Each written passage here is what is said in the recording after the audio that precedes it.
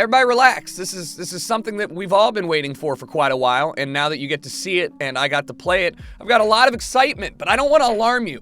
It's good, but it's also 5 months out of release, so we don't need to get too excited right now. Otherwise, it's going to be a long 5 months. This is Borderlands 3. I got hands-on with some gameplay for about 2 hours during the gameplay reveal, and that was a first. I don't think I've ever been invited 5 months before a game came out to play it. And that meant two things to me. One, this studio, Gearbox, has finished the majority of this game, and all they have left to do is add content and optimize, because there's really no reason for you to ever let anyone play a game this early. I mean, the earliest I think I've ever played a game pre-launch is like 2 months prior, and that was like a demo mission. Right? Like, there's a reason that people don't do demos of games this early. It's because they're on a timeline. They have a set amount of time that they have to make this game. For games like Assassin's Creed, it's about 1 month. No, it's like a year. And, you know, you got to finish it in that time. So there's no time to just build out something playable and give it to reviewers if it's not great. No, they invited hundreds of us out here to play it. And, oh, boy, it's Borderlands, all right. That's an important thing. I was worried. I think everybody can speak, or I can speak for a lot of people rather, that when you play a game like Borderlands that has a long history of expectations, 2 games, I'm not counting the pre-sequel, and some Telltale stuff. This game has a special place in a lot of our hearts. It was the first true looter shooter, the game that had 1 billion guns, the game that you could play over and over again and still possibly get better loot. It hit the same sort of like receptors in your brain as when you go to Vegas and you're just playing the slot machine, except this one you got to shoot shit. So that was great. And it led me to question, hey, how is Gearbox going to go around and make something for a franchise that has long been, I mean, not dead, but just kind of not great? The first 2 games are going to always hold a special place in my heart, and I'm sure a lot of other people. But whenever you reboot or whenever you add to a franchise that's got so many good memories, so many rose-tinted glasses that you're looking in there, it's like, uh-oh. It's kind of expectation. You can't live up to it. So I got on Borderlands 3. We're playing on PC. I was forced to use a controller, and guess fucking what? They were not great to use because I suck with controllers. However, the game itself locked me out from all of the settings. I wasn't able to see what kind of settings, FOV sliders, etc. you could change. They were very aware that I wanted to change any of those, so they kept us out of it. The game ran at 60 FPS beautifully on, I guess, Ultra everything. We were playing on AMD computers, take it or leave it. I have no doubts that this is going to be a well-optimized game. I just hope it's not capped on PC. If it is, that's going to be sad. But have no idea, so why worry about it? The game looks great. It runs great. It feels great. The gunplay feels like Borderlands. That's impressive. The fighting, the skills, the UI is revamped. Let's get knee-deep into this shit, okay? The weapon drops are nice. They spread out evenly. I mean, it's like it's easy to figure out which weapon you're looking at. How does this game do looting systems better than every other Battle Royale? And they're dropping 14 times the items. It's shocking. Game devs, why can't you just do the Borderlands loot style? The driving system is unchanged and still shitty, and you may love that. I hate it. Come on, guys. It's 2019. We stop with the Halo-esque driving controls and let me use, normal Need for Speed controls or something. But when we go into it, what makes Borderlands a Borderlands game? You have the 4 distinct classes. Each one should have a very big, larger-than-life personality. They should all have strengths and weaknesses. Now each class has, 3 different skill trees that you can build out, so you could probably play like a support version of a character, and then your friend plays a DPS version of the character, and holy shit, looks like we have a squad of, two people playing the same character, and it's actually working out. That means that there's more variety in gameplay, especially late game when you have people who are able to switch in between individual skill trees for situational fights. Like, that makes me excited for longevity. I talked about it earlier. We're talking like the content factor. This is a bigger world than any other Borderlands. You can go off planet, off Pandora. You can explore. There's this starting area this level area that I was playing was the same size as the entire first, starting area in Borderlands 1, I believe, the dev told me. So, and also that does not give a very clear mental picture to myself because it's been too long since I played, so just take that with a grain of salt. But it was big. It took me 45 minutes to complete this specific run. this main mission, I guess you should say. I didn't do any of the side missions, and like I said, it was on easy. So who knows when you're playing with friends or whatever. A huge, big change that I thought was incredible to add and shows that these guys are really looking at how can we make Borderlands modernized but also still give love to the fans who really want that traditional Borderlands franchise feel. It's the leveling and the instance loot. So if you watch the reveal, they talked about it. They're allowing you to play the game, and the game is default set. So whenever you and your friends play together, no matter what level either of you are, you both have normalized damage, right? So if your friend's level 25 and you're level 10, you're both doing the same amount of damage to the enemies. That means you're both contributing as much as you can, and it's skill that's going to determine if you guys are going to pass or fail this mission. That means that, you don't feel useless as a low level, and you don't feel like you're getting bored as a high level shooting down a bunch of minions. I think that's really important for the gameplay factor, but they also have the classic gameplay mode for Borderlands where, hey bruh, we're going to boost you up to 25 so we can all play together. We're all doing this, so go sit in the back and then reap the experience. I like that. I really do. It's an incredible idea, and it's kind of surprising that nobody thought about that. I'm sure somebody out there is like, well, that's gonna be unfair. Everyone's gonna boost. Shut the fuck up. It's a multiplayer game. There's no PvP. It doesn't matter. All right, you do whatever you want to do. It's Borderlands. All right, you just do it.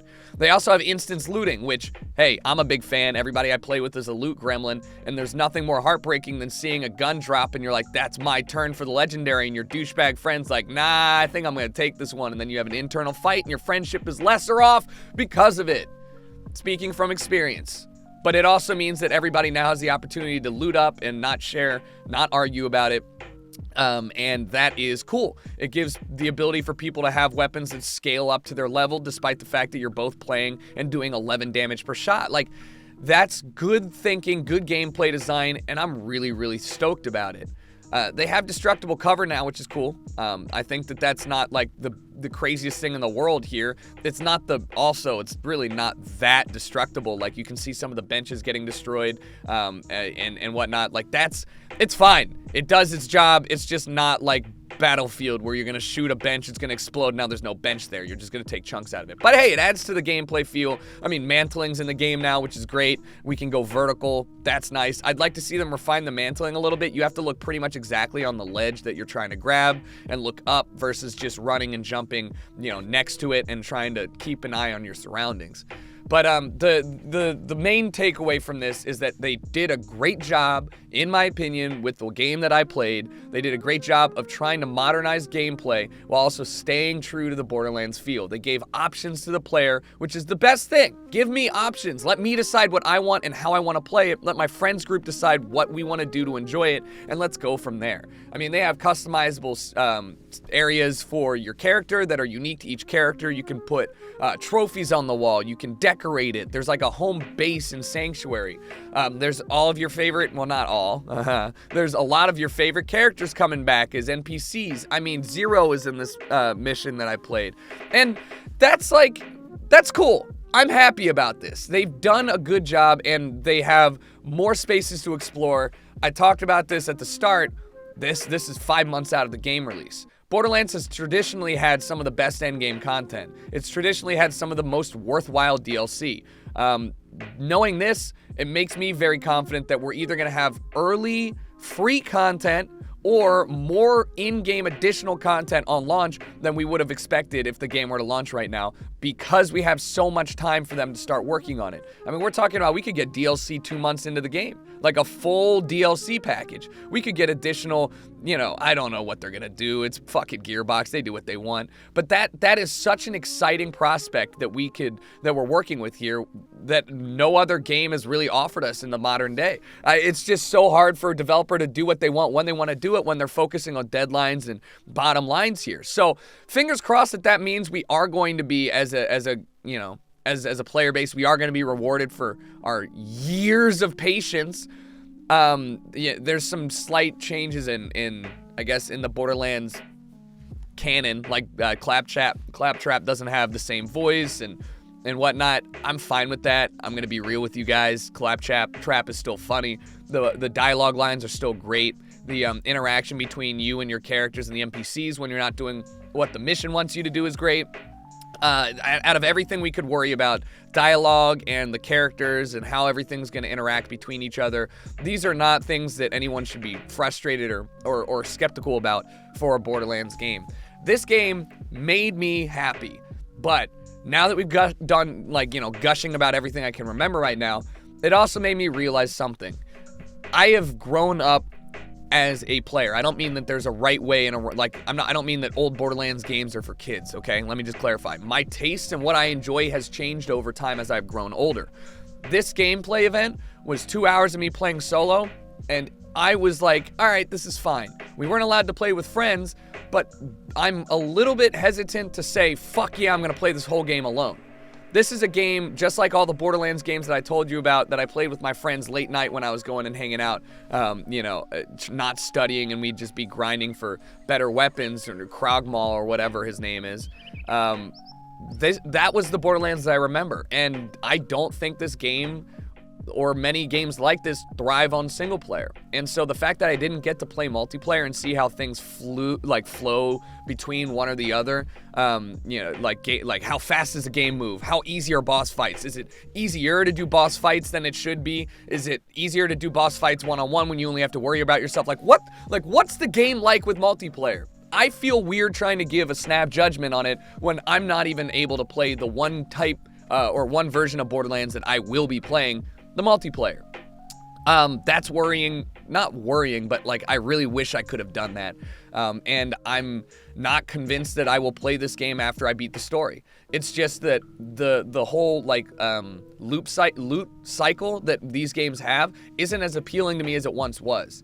And for that, I know that there are probably people in the same area. But I also do want to counter that argument with saying that Destiny wasn't a thing, that Division wasn't a thing. These looter shooters that exist right now have helped keep this entire game type moving forward. And now Borderlands is entering kind of an industry of games that it helped create for the first time in a while. It's got its work cut out for it. Is it gonna fail? Hell no, it's not. I promise you it's not. This is good. It's a good game. It just is.